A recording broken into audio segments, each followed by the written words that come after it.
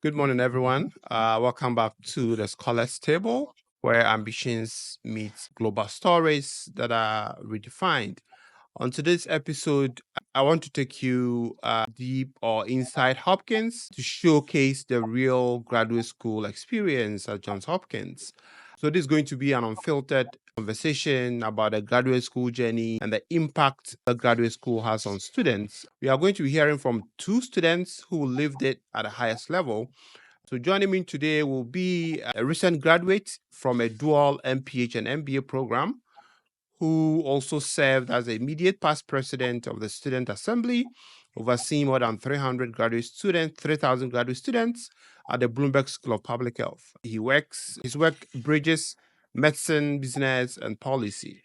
We are also going to be joined by another graduate, MPH graduate, who's a dentist and an oral health advocate. She's also led student organizations, published research, and is on a mission to integrate oral health into global health systems. So let's get into the conversation and see what is truly inside Johns Hopkins environment. So I have my guests here with me, Dr. Ashok and Dr. Sana. Welcome to the Scholars Table. Thank you. Thank you for having us. How are you? I'm doing well. I'm doing well. I'm surviving. Hi, Sana. How are you? Hi, good. Hi, Dr. Banda, Dr. Ashok. Nice to meet you again. And thank you for having me on this podcast. Awesome. Nice to meet you all. So let's start with some intros. Maybe let's start with Sana. If you can just tell us a brief, less than 60 seconds, your name, country of origin, professional background, and what you studied at Hopkins. Sure. As Dr. Banda said, my name is Dr. Saana Kataria. I'm a dentist from India and a Master's of Public Health student at Hopkins. What I studied was epidemiology and biostats. That was my concentration. I also pursued a certificate in public health economics. And I serve as the president for Johns Hopkins Oral Health Society and vice president for Intercampus Affairs. And I'm just really excited to be here and share a bit of my journey with you all. Awesome. Ashok, over to you. Yeah, thank you, Sana and Banda, once again. Hi, my name is Ashok Kanaparthi, and originally I'm from the rural area of India. I'm a physician by training and currently doing MPH MBA at Johns Hopkins. And also, I'm serving as the president of Student Assembly at Bloomberg School of Public Health. Thank you. Okay. Thank you for that introduction. So I want us to just start from the basic question. So to you, Ashok, what led you to pursue graduate training? Especially, I know you did MPH MBA. So what was your motivation for graduate school and then for enrolling in a dual program? Thank you, Banda, for that question. I didn't plan to graduate in the public health and MBA, to be honest. Since beginning, I wanted to be the neurologist, but my given my low socioeconomic status, I had to work in the hospitals, and at the same time, I had to prepare for my residency. So Mhm. during that time, unfortunately, my father was diagnosed with the cancer. So what happened was, to earn money, I mean, to get him proper treatment, I joined in the cancer hospital. So during that time, I observed so many gaps in the healthcare system. So, like, I mean, in India, particularly in the rural areas, I mean, there is low awareness, and in the cancer hospitals, the patients are coming at the very late stages of the diagnosis, and also they're not getting the proper treatment. They're getting double I mean, lab tests and everything. They're spending a lot of money. There are so many policy gaps, and also there is a gap in the execution of the business of the healthcare system. So that's where, I mean, unfortunately, I lost my father. So uh, when we reflected back what happened, I mean, maybe we failed due to the lack of public health awareness and proper execution of the healthcare system in our area, particularly. So it led me, I mean, it motivated me towards the public health and Mm. MBA. Yes. Okay. Um, h- how about you, Sana? What was your main motivation for graduate school? Yeah, so I mean, the decision to pursue master's in public health, I mean, as a dentist, I was more focused into, the clinical aspect of it. And I thought I'd continue in practice and everything. But like the more I decided to work, especially day to day as a dentist, be it in California or be it in India, or I worked as a dental assistant in California. In India, I had patients, who would travel overnight in trains just to get treatment done. They would sleep Mm-hmm. in temples just to get dental treatments done, and the treatment is not a one process; it has to be multiple visits. Similarly, when I came to the US, I saw patients, who had Medi-Cal, and they would be waiting weeks, driving hours just to get a simple tooth pulled out. So like different countries, but the same access barriers. So it made me realize maybe like the real issue wasn't clinical, it was systematic. So I wanted to understand like beyond just the clinical aspect to see how these systems, how care is financed, how insurance structures impact delivery, how policy can be used to fix those steps. So that's basically what pushed me forwards to, public health. Hmm. Okay. So, to both of you, why did you end up in Hopkins? Sana, why did you choose Hopkins? I mean, Hopkins was always my top choice. Honestly, I don't think it was a brainer for me. Like its reputation, in global health, the data policy, and I feel if you want to do epi biostats, it is the place, And also, funnily, Maryland is the place where dentistry was born. So that definitely added another layer to it.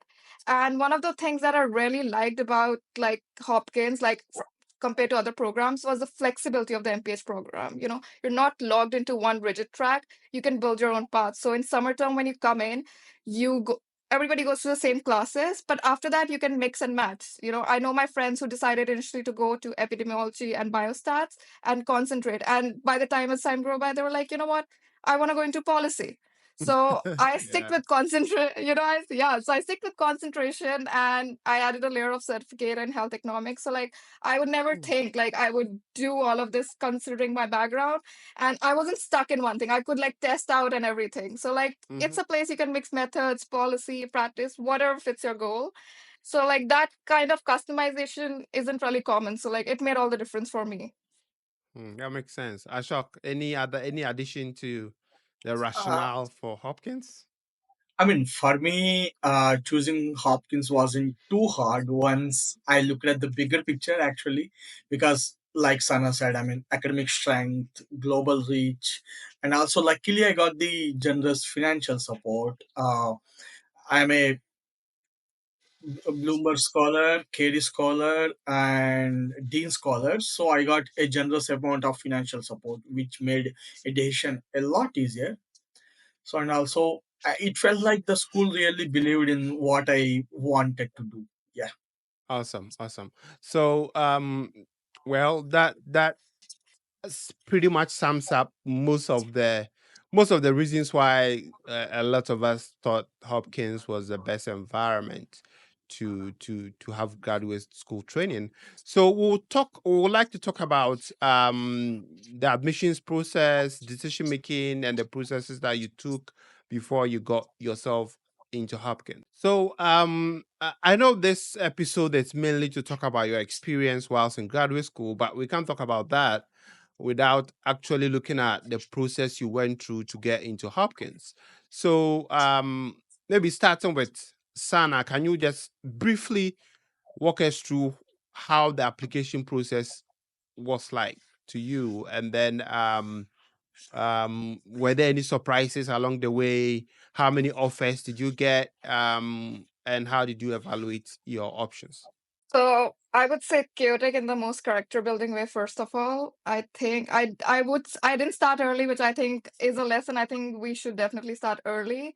And so one of the biggest lessons I learned, like when I was doing all the statements and everything, I was thinking it was like about listing credentials, and I realized like as more I went into the application process, it's like about telling the story, your why, and that took some unlearning for me. So I come from a culture where we're not really asked, taught to talk about ourselves. So like writing about my experiences, my values, and like what shaped all of it felt really unnatural. So I had to really lean into connecting, movements from India, California, public health goals. And sometimes it just felt like, it's not something that comes naturally. So that took a lot of learning on my part. And another thing was like, I think that people don't talk about enough is letters of recommendations. I feel a lot of things that people do when they're looking for application processes, they try and go to the big names that sound really impressive, which is really great. But like if you can't find people who know you genuinely and you know that they can speak from the heart or that you've worked closely with them, that really makes all the difference. I feel like a genuine letter will always beat a generic one. So that was something that I really, really leaned into. And something else was, I would say, be honest in your writing. This whole process is like about showing like the kind of impact you want to make. You're not expected to know everything. That's why you're coming here to learn. And I applied to I think approximately 10 schools, and my top choices on how I narrowed it down, I think I got 8 acceptances from those. And how I narrowed it down was basically, I think, apart from all the things I told you about Hopkins, Mm-hmm. and one of the Yeah. things was Institute of Global Tobacco Control is at Hopkins. And as a dentist, I see the impact of tobacco firsthand on patients when I do oral examinations and I see precancerous lesions, cancerous lesions. So I just connected with some people at the institute, and luckily I connected with the chair of the institute. And when I got to talk with her and like I got to share the passion with her, I felt it was like a no-brainer. Like I wrote about it in my statement of purpose, and I got a chance to talk with her, connect with her, and actually work in that institute during my time here. So yeah, I don't think there's any other place that I would rather be. Anyway, Ashok, how was the application process was like for you, especially since you enrolled in a dual degree program? Yes, application process, it was intense, but also I can say that a kind of therapeutic, because during that time when I was starting writing the statement of purpose for MPH and MBA, Mm. so then I really get to know a bit about myself, what actually I am, what actually I wanted to do in a proper way, so that I can align them. So it actually took me more than 3.5 months to sit and write and everything. And like Sana said, the letter of recommendations also, I went with the people whom I know. I mean, when I was talking with my friends, they suggested me, like, I mean, you should get the letter of recommendations from the HOD or from the head of principal, like that. But I didn't go with that because they might not know very well about me. So it was my gut feeling. So I went with the professors whom I worked in the department, and luckily it got worked out. And also in the MBA, the fun part is, like, we have the interview. Yeah. So in the interview, I mean, lot of questions, unexpected questions were there. Like, I can share two questions. One question was, suppose I was asked a question, Ashok, uh, you were a boss of certain company, so suddenly your employees are not listening to you. So what would you do to make them work? Mm-hmm. Question. So given my age and capabilities, I mean, it was a big question, but fortunately the answer worked out well. And another question, I was asked about the, Ashok, if you are become a CEO of a company suddenly, within one day, and you are asked to run the operations without any disturbances, how can you do that? Please tell us the process. So these kind of questions we can expect from the MBA side. Okay. So interviews, yes, yes. So it is a good experience, but I mean, I loved it. I loved it. Yeah. Okay. So, I mean, when you are applying for the dual degree, were there any other schools you applied to for the same dual degree, or Uh, you? Mm-hmm. Dual degree I didn't apply, but I mean I applied for MPH, Okay. like Columbia, George Washington University, and Emory. Okay. So I got seats, because only my friend suggested me to, I mean, apply for them as a safe side if you are not getting into Hopkins. So Yeah. that's why. But my only goal is to go for Hopkins. Okay. All right. So, I mean, I want us to talk about your experience whilst in graduate school. Okay. So, as you all know, one of the main rationale for this episode is to kind of walk people through what it's like to be at Hopkins. So let's talk about life inside the program itself. Um, Maybe I'll start with Ashok. How did you manage to, you know, navigate 2 degrees across 2 schools? I know I was also a dual degree, MPH and MBA, MPH lectures in the morning, MBA lectures in the evening. How has that changed? How is the program like to be in 2 different schools? Uh, I mean, it's a definitely a challenge actually, but I can say it's a rewarding one, and including these two programs, and I'm also a student body president, so it's like a full time job for me. So juggling here and there. So my MBA classes were in the morning time from 8:30 to 11:30, and immediately after that I had to come to Bloomberg School from 1:30 p.m. to 5:30 or whatever. I mean, few classes were there until 7:30 also. So it was juggling. I mean, you have to be very careful with the time management and everything. So I will not say that it is very easy, but it will. I mean, it has taught me a lot about time management and adaptability. So that I could say. So because few things like in the MPH gives me a solid foundation in public health, like epidemiology and health systems, and at the same time MBA pushes me towards to think strategically and lead effectively. So at the same time, I'm also a student body president, which uh, which made me to advocate for the student voices and what to work with the university leadership and to connect with the more people, a lot of people. I mean, to be honest, it gives you a lot of opportunities Hmm. if you are in a leadership position, especially. So that's where I mean, but you should manage time properly. Yeah, that I can say.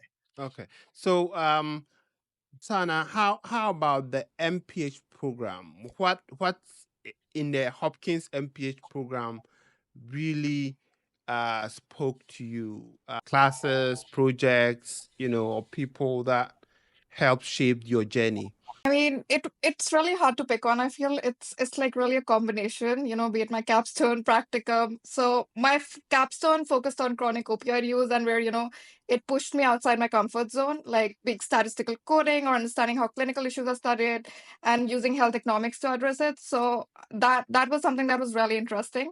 And another factor was that I got for my practicum was was able to work with an NGO as well as the Center of Global Health to support like a planning of like an oral health symposium, and got a chance to like moderate, see what goes behind the scenes, and talk with people who work at WHO, American Dental Association, and like global humanitarian organizations. So like it really shaped my skill set beyond just like beyond classrooms and everything. But I think one of the most like moments that stood out to me was like during the summer term, which was when I took Dr. Josh Schaafstein's class. It was on policy, and he didn't just teach policy from a textbook. Like instead he brought people who were a part of it, and through that experience, I decided that it's something I would like to be a part of, even though that's not what I was actually studying. And just trying to dive into policy, I was able to be a part of like Maryland legislature, be a part of the lead panel and advocate for like the school-based oral health bill. And I was able to testify in both the Senate and the House. And I was later invited to be a part of governor's signing ceremony. So like it was a full circle, starting in the Mm-hmm. summer term, just thinking that policy is something that you just study in the classroom. And then I was able to stand beside lawmakers, public health leaders as the bill was signed into law. It was surreal. And I really don't think that any of it would have been possible if I wasn't here. Yeah, I mean that's quite an impressive journey. So you did all this under 11 months. Yes. Yes, I did. Awesome, awesome, I awesome. honestly can't believe it myself. So, Yeah, that's quite impressive. Ashok, I know you are also the student body president.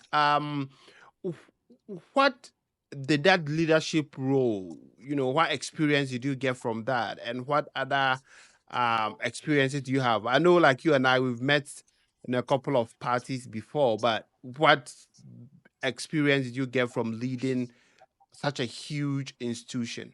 I mean, I was honored really to be the president of the student body, so that it's always an exciting journey. beginning from the campaigning and everything. I mean, you have to go and you have to push yourself to go and talk with people. Few people actually, when I was campaigning, few people would say on my face, I mean, Ashok, we don't have time. Please don't talk to us. You have to face them again. You have to go with a fresh and smiling face the next day. So after the campaigning, we fortunately I won the election, and once we became that, I mean, the new challenges we will face. I mean, how to coordinate between the students will ask something, and administration will definitely. I mean, they are very cooperative, but at the same time, sometimes I mean we have to face challenges. So we have to be carefully coordinate between the student body and the administration, and also you have to be very patient. You have one, and you have to listen. So many times, instead of you should put your egos and your thought process aside, and you have to learn from other people. I mean, what they're saying, what is their perspective. So Mm-hmm. that's what really a challenging and interesting one.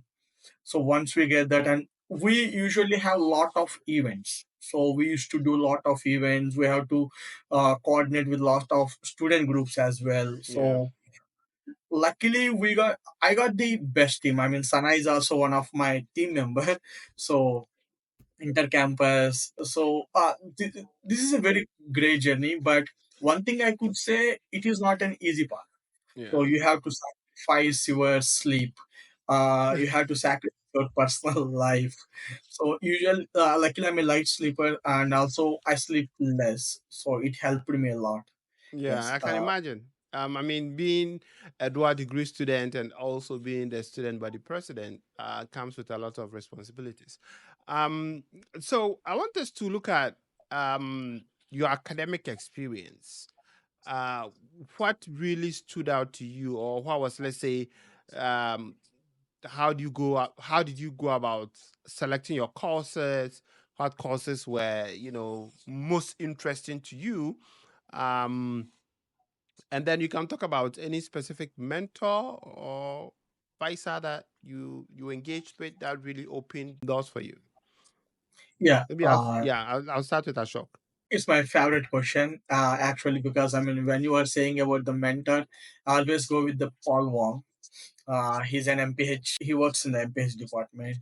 I looked up onto him because in Hopkins, the most important thing, and mostly students overlook, is the networking things. So you should not neglect the networking.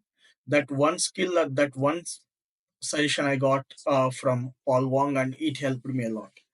And for the academic thing, mostly for MBA, there will be core courses, there will be core requirements, not only in the MBA, MPH also.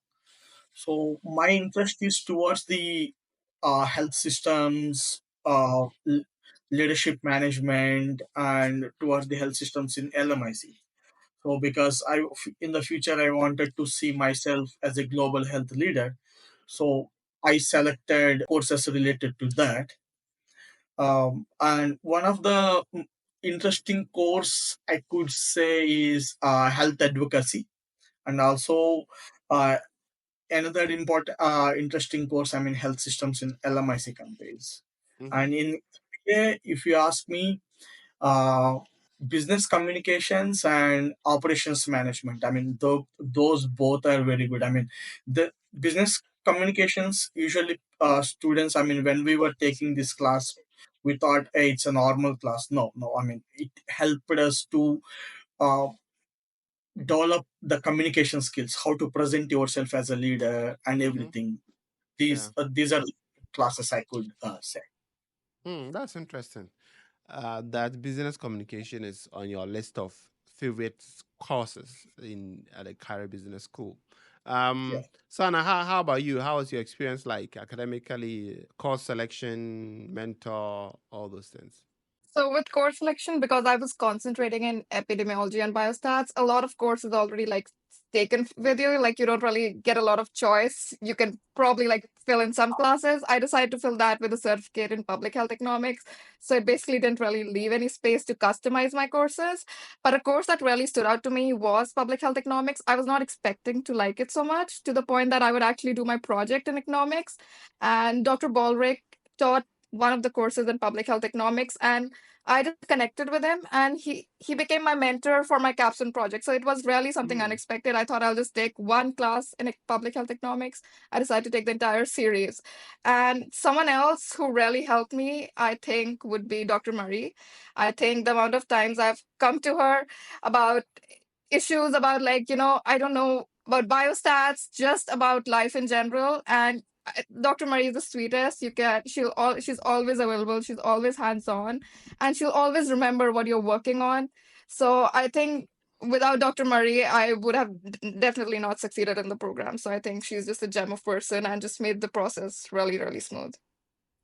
That's definitely true. I mean, Mary has been, the bedrock for most of the students, and it's amazing how she's able to do that. In our next segment, I want us to talk about um any internships that you did, any research assistantship positions that you were able to do, so that at least those who are coming in will know that those opportunities are also available. I want us to talk about internships or research assistantships or any form of projects that added another layer of experience. For MPH, I know the program is very short, but how did you go about looking for research assistantship roles, or what were some of the research assistantship positions that you held? And did you do any other consultation jobs or any other, let's say, extracurricular roles that really added to the experience at Hopkins? Let's start with Sana. Yeah, definitely. So I interned with the Baltimore County Department of Health. So I worked with them on cannabis prevention among youth. And it was just like a really hands-on experience. And I just found it through just an opportunity on a practicum website. And instead of just doing my practicum, which I was already doing, they offered me an internship. So, it we were just building messaging strategies, looking at data. So it just gave me like a new appreciation on how local public health works. And I'm completed my internship, but I still talk to my supervisor, and she still tells me what's been going on. So that's something that's really amazing. And for my research assistant role, like I said, I worked in the Institute for Global Tobacco Control at Hopkins. So I connected with Dr. Cohen. I had actually emailed her before, and then I had a chance to meet her, and we just clicked, and with our genuine passion. And since then, the entire year I worked on multiple projects connecting with multiple people across the board. So yeah, and with something else that really changed my experience at Hopkins was being a part of some leadership positions as well. It was like before coming to Hopkins, I would not think that's something that I would really do, but I ran for student elections. So like Dr. Ashok was my president during that time, and I got elected to be the co-VP of Intercampus Affairs. So, which is basically like learning to build, connections across different schools. So that gave me a little bit of insight on networking. So that, and then what I did was I also founded like the Johns Hopkins Oral Health Society, and that was like just a passion project that turned into something bigger. And another position I ran was like the director of professional networking for JB Grant. So like I had a chance to learn different positions, interact with different people, and like I feel like they collectively like shape my understanding, of leadership and my experience at Hopkins. Yeah. Awesome, awesome. Ashok, what RA roles or internships or like consultations, capstones, what were those projects like? uh, I mean, in MPH MBA, we have to, like in the MPH, we have to do practicum and capstone. So another thing, we usually, the practicum will also be considered as the internship in the MBA. So I did internship with the CAF Development Bank, Latin America. So I worked on the telehealth policy recommendations, which involve merging public health data with the strategic planning. So it was a really a fantastic real world example. I mean, how this dual degree opened the doors. I could say that. And another interesting project I did was there is a course in MBA IFP, so Innovation Field Project. So it is it was a consulting project, and we did it in Norway. So Carey Business School sent us to Norway also by money. Yes, yes, yes.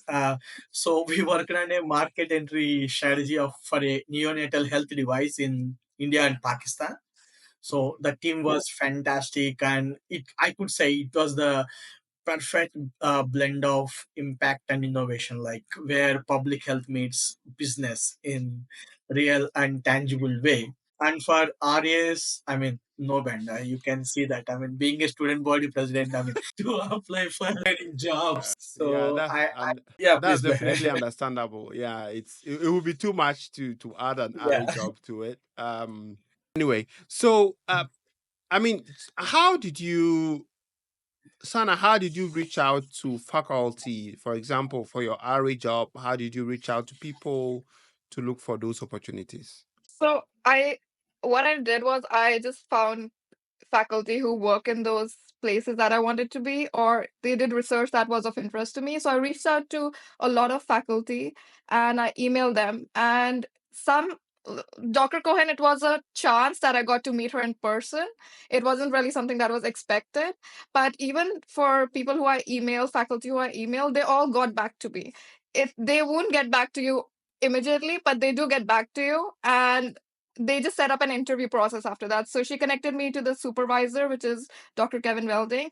He took an interview for me and everything, and then he was like, he'll let me know the decision. And yeah, since then I've just been working at the institute. Hmm, awesome. So, we've spoken about the good parts, the nice part of the experience, but what was the hardest part of the journey? Ashok, what was your most challenging moment at Hopkins? Uh, for me, the hardest part is time management. So I mean, it was very difficult for me in the earlier days, and also coming from India as an international student, it took some time to adjust to this kind of education system, and also to the new culture. You have to adapt not only to the American culture. I mean, you got a chance you to meet with different people from across the world from different cultures, so you have to be adaptable. So I mean, like a snap, you have to talk with the people according to their cultures, and you have to adjust yourself. So that was a little bit harder for me when I came here, but once I got adjusted to that, and once I got adjusted to the time management and everything, and it was very good. I enjoyed it a lot. Yes. And also Okay. another thing about the networking thing. Mm. So first, when I came here, I was told that, I mean, particularly the MBA, I was told, I mean, to get job opportunities or whatever it is, uh, go on networking. So first, we reached out to few people.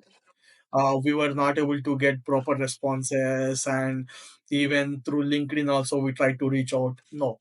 Then I went to professors of the Carey Business School. I mean, we are not getting the responses, so I think the networking is a wrong word.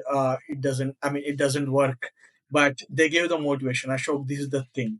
So if you are approaching 10 people, only two or three people will respond to you. Once we get to know that, we develop that psychology, so that, I mean, we develop that mental strength. So then, okay, then we got to meet so many people, and we got to talk with the people, how to approach them, how to talk with them and everything. But once, I mean, it worked out in a very great manner, I could say. I mean, if you are asking me about the networking opportunities and what opportunities I got, I could talk for 1 hour because give me that platform. I think the next and final segment will probably talk about your career plans. I know you recently graduated. I happened to pass through the graduation ceremony, and it was amazing. So, congratulations to you both. So, how are Thank you you. thinking about, what to do after graduation? Now you have Hopkins, MPH, Sana, and Ashok. You have Hopkins, MPH, and MBA. What are you hoping to do with that degree? I mean, the MPH definitely shifted like how I see my career. I started out as a clinician, so now I'm trying to think of, in terms of system, policy, population level impact. So what areas I'm really drawn to working is health policy, regulation, or program design. I really want to work in areas like Medicaid reform or oral health integration, substance abuse, and global tobacco control. So I'm looking at roles at NIH, CMS, or even state health departments. I just want to be at place where like these decisions are made, like about what care gets funded, who gets access, and how we like close equity gaps. So for me, I'm just trying to find spaces like these to like create a structural change. I'm still exploring on what exactly my next role would be, but like I know what space I want to be, at least with my degree. Okay. Ashok, MPH, MBA plus MD. Yeah, What's I your mean, next like move? you are, to be honest, I mean, you are one kind of inspiration to us. I mean, so given your journey, I am also like inspired uh, to join in the WHO.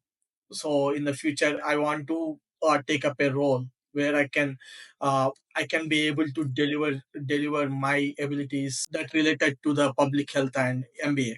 So that's where I want to see myself, the global health strategy or healthcare entrepreneurship. Yes. Okay. All right. I mean, that sounds great.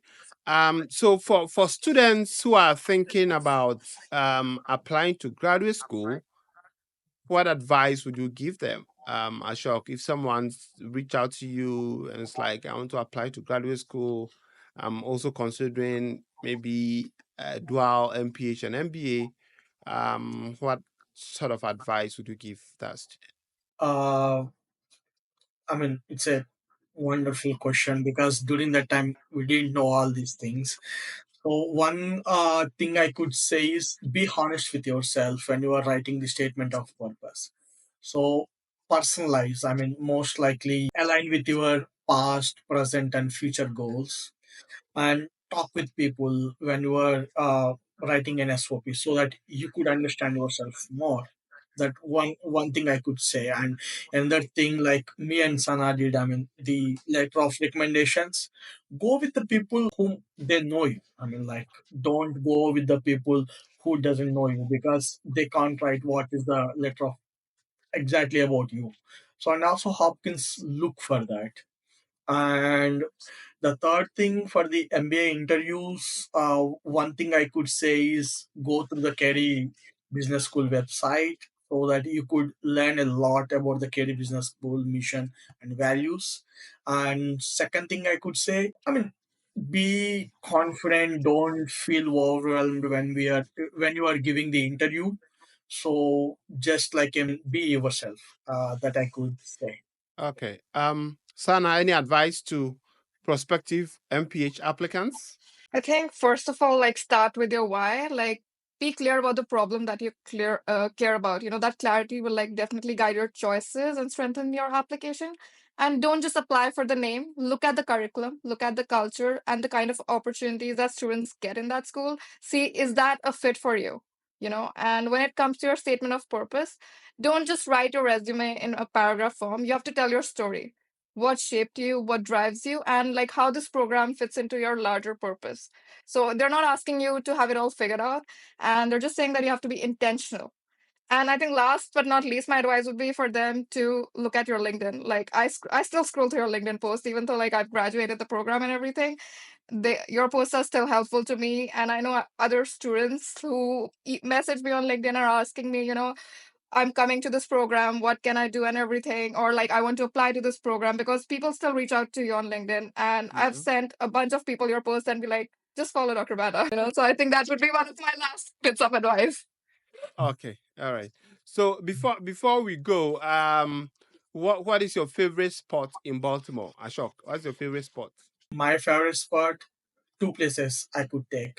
One is Inner Harbor, where I mean So I just go there and I spend because it energizes you a lot. It recharges Mm-hmm. you. And second place, my office, SA office, student assembly office, where especially after winter break, after January, I spent a lot of time in my office. Okay. So where I learned a lot by talking with more people. So these Okay. two places, say. Any spot on campus that you particularly like to hang around apart from your office? Ninth floor, I like. Okay. Yeah. So ninth floor, and there is a open area in the hospital, so where we could sit and have coffee and everything. We can sit, Okay. relax. Yes. Sana, any favorite spots in Baltimore and on campus? Baltimore is definitely the Fells Harbor Point. Like after like a long day at Hopkins, I just love the water, like the cobblestone streets, and like just how peaceful it is. And on campus, my favorite on campus spot is the fourth floor reading room at the Fourth Bloomberg floor? building Okay. on Is the it like fourth the floor. is it a library? I mean, the screens are a lifesaver. Okay, be it me doing coding for Stata or just doing, Yeah. watching Yeah. my course plus videos, and it's basically where a lot of coffee and like majority of my assignments have been rescued. So definitely, that's a spot. Like That's I've good. spent majority of my time here. Okay. I mean, Yes, and I mean, so many students found her at the library, even 2 a.m., 3 a.m. People were recording videos, always at fourth floor library. That's it. Where is Sana? Fourth floor. You can find her there. I see. Okay. Yeah, yeah. Um, but I know you guys have been in the US for some time now. What would you say is your favorite dish of yeah, favorite American dish?